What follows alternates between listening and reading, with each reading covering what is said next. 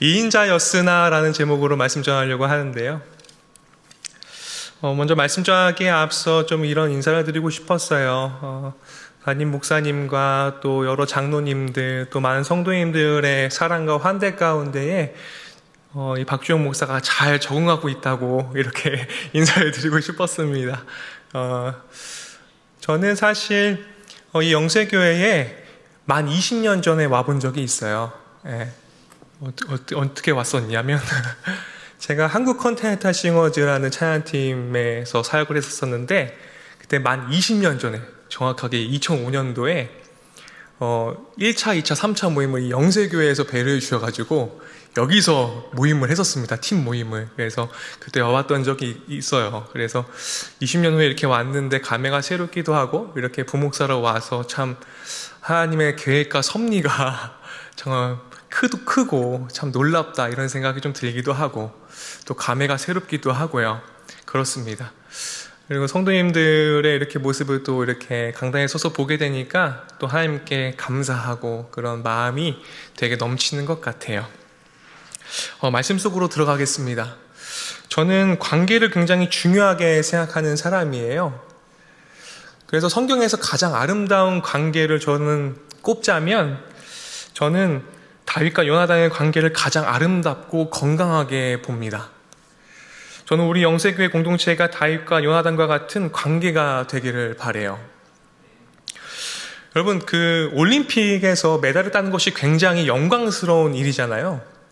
그런데 유독 특히 제 시선에서 봤을 때예요. 제 기준에서 봤을 때 동양인들은요, 은메달이나 동메달을 따게 되면요, 고개를 푹 숙여요. 이상하게 푹 숙이고요. 굉장히 힘들어하는 것을 제가 많이 보게 되거든요. 예전에 2008년도 베이징 올림픽 여러분들 혹시 기억하세요? 너무 오래전이어서 제가 조금 기억을 상기시켜드리면, 제가 그때 조금 인터뷰 장면을 새롭게 보게 된 적이 한 번 있었어요. 그때 베이징 올림픽 때 유도 선수 중에 여러분 왕기춘 선수 여러분 기억하십니까? 왕기춘 선수가 있었는데요. 그 선수가 그때 당시에 이제 결승전을 이제 올라가게 됐어요. 결승전을 올라가게 됐는데, 결승전에 올라가서 유도 경기를 딱 했는데 결과는 어땠습니까? 은메달을 땄어요. 결국에는요, 왕기춘 선수가요.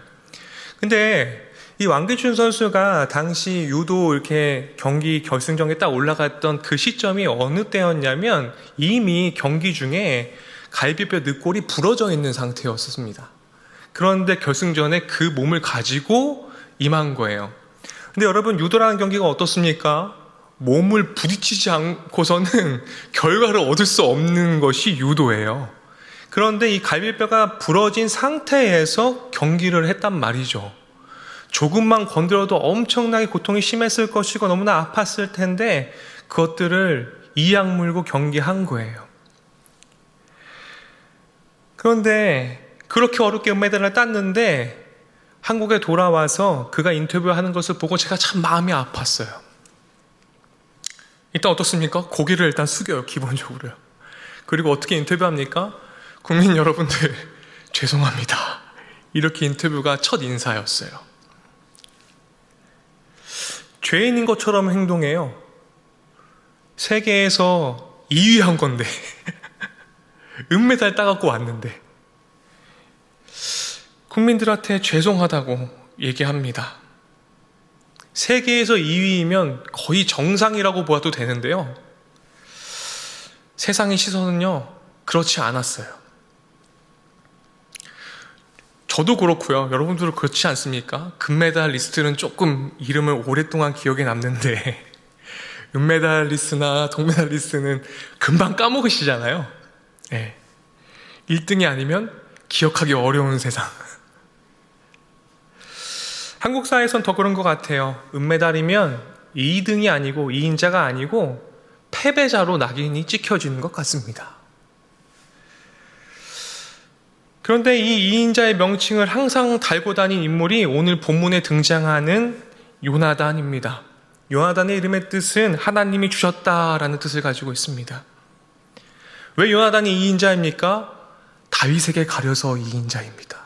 여러분, 다윗은 너무나 많이 떠올리시지만 여러분은 신앙생활 하시면서 요나단 떠오르세요? 왜요? 안 떠오를까요? 그가 2인자니까요. 그런데 요나단이요, 처음부터 2인자이지 않았습니다. 요나단 어린 시절 어땠을까요? 전 성경을 읽으면서 많이 묵상을 해봤는데요, 요나단 어린 시절 굉장히 행복했을 것 같아요. 태어났는데 아빠가 왕이에요. 엄마는 왕비입니다.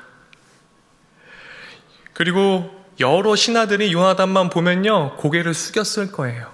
왜요? 왕자니까요. 왕자라고 불리면서 굶어본 적도 없고 헐벗은 적도 없었을 것입니다. 또 배우지 못하며 살아간 요나단이 아니에요.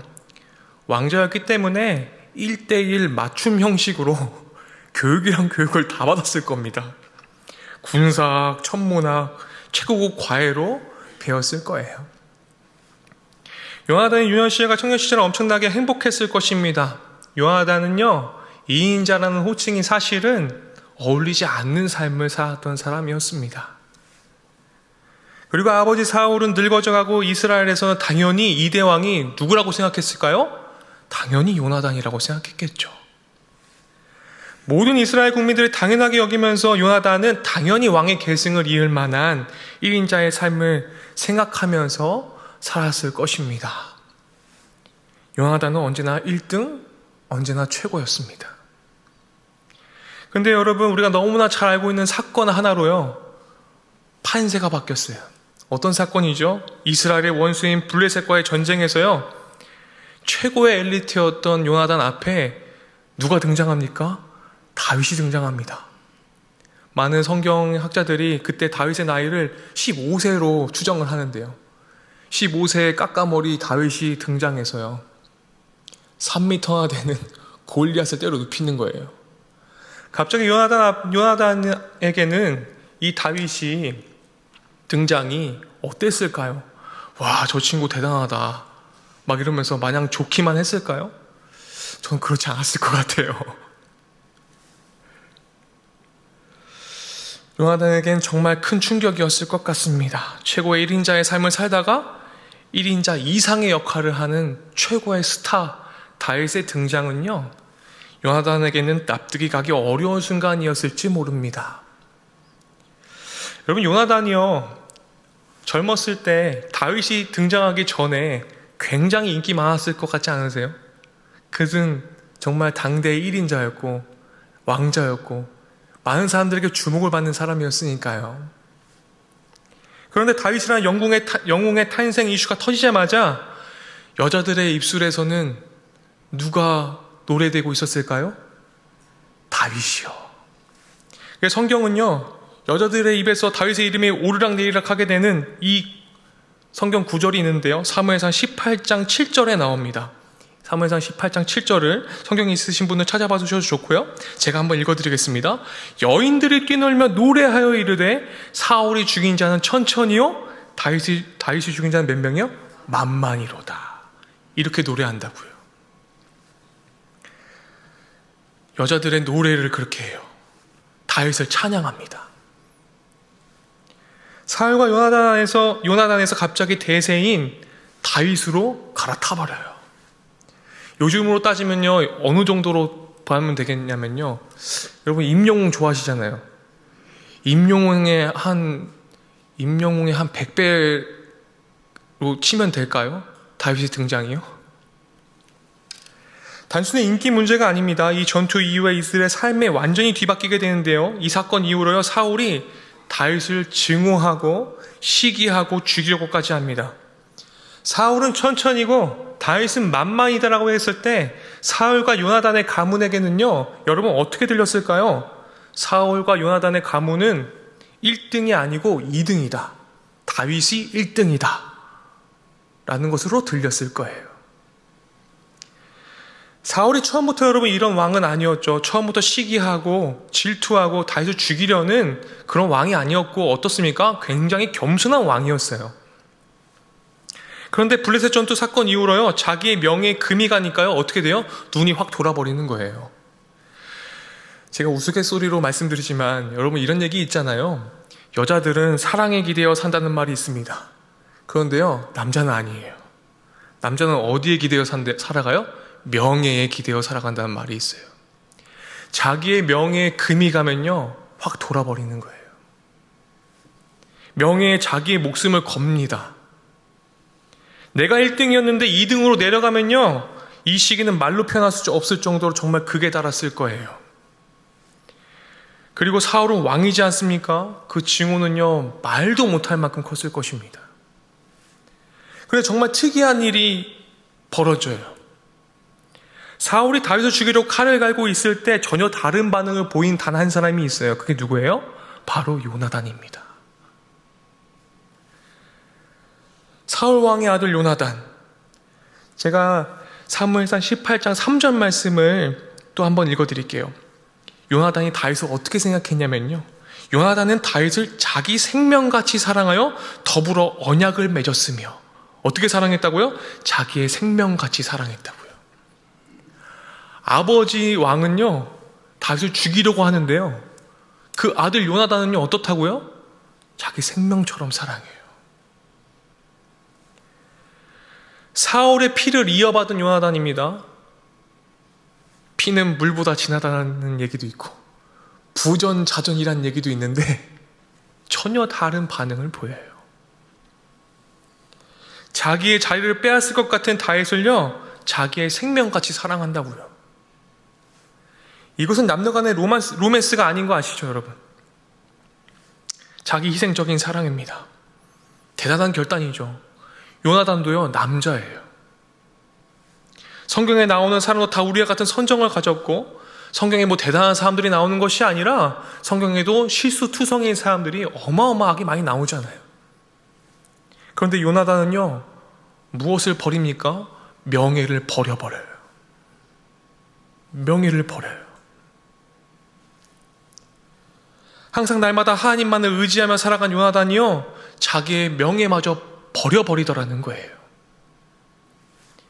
자기의 1등 자리마저 내려놓더라는 거예요. 굉장히 멋있지 않습니까? 요나단의 믿음은 성경에 그리 많이 나오진 않습니다. 그러나 이 한 구절만 보더라도 요나단의 크나큰 믿음을 볼 수 있는데요, 사무엘상 14장 6절 말씀에 이렇게 되어 있는데요, 제가 한번 읽어드릴게요.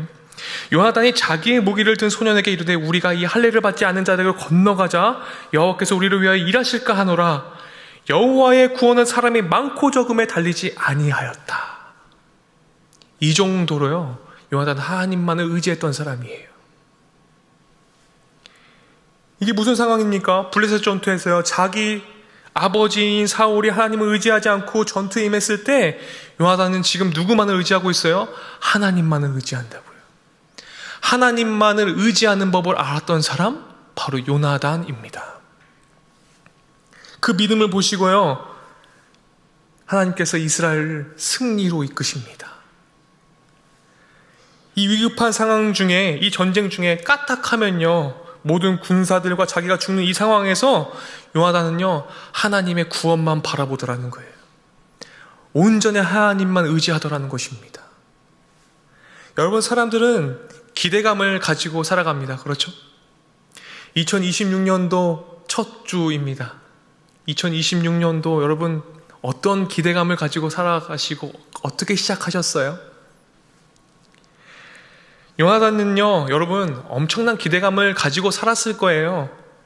1인자 자리에서요, 내가 왕이 되면, 아버지의 자리에 뒤를 이어서 내가 왕이 되면 이렇게도 해봐야지, 저렇게도 해봐야지, 많은 기대감을 가지고 살았을 것입니다.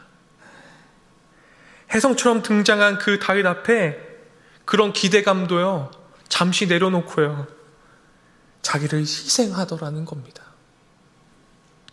자기보다 다윗이 왕이 되면 이 나라가 더욱 장성하게 될 것을 기대합니다. 자기가 받을 모든 영광과 누릴 수 있는 모든 부와 권세를 내려놓습니다. 왜입니까?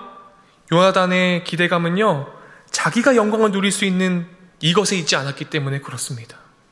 요나단은요, 어떤 기대감을 가지고 살았습니까? 하나님과 이 순간 살아가는 것이 더욱 기대되고 행복한 삶, 거기에 기대를 하고 살았어요. 그런 요나단이 아버지 사울을 몰래 비공식적으로 몰래 왕의 계승식을 했던 것도 여러분 성경에 볼 수 있어요. 사무엘상 18장 4절 말씀에요. 어떤 말씀이 나옵니까? 요나단이 자기가 입었던 겉옷을 벗어 다윗에게 주었고 모든 의복과 군복과 칼과 활과 띠도 그래했다 라고 되어 있습니다. 여기서 입었던 겉옷을 준 것은요, 대충 그냥 겉옷 벗어준 게 아니라요, 어떤 거예요? 자기의 왕복을 벗어준 것입니다. 자기와 아버지만 갖고 있는 아주 귀중한 것들을 다윗에게 줍니다. 왜 그것들을 주었을까요? 요나단은 그것들을 주는 것이 하나님이 기뻐하실 만한 일이라는 것을 아는 사람이었기 때문에 그렇습니다. 이 순간 저는 요나단이 자기 스스로 1인자의 자리에서 2인자의 자리를 자처한 사건이라고 전 생각합니다.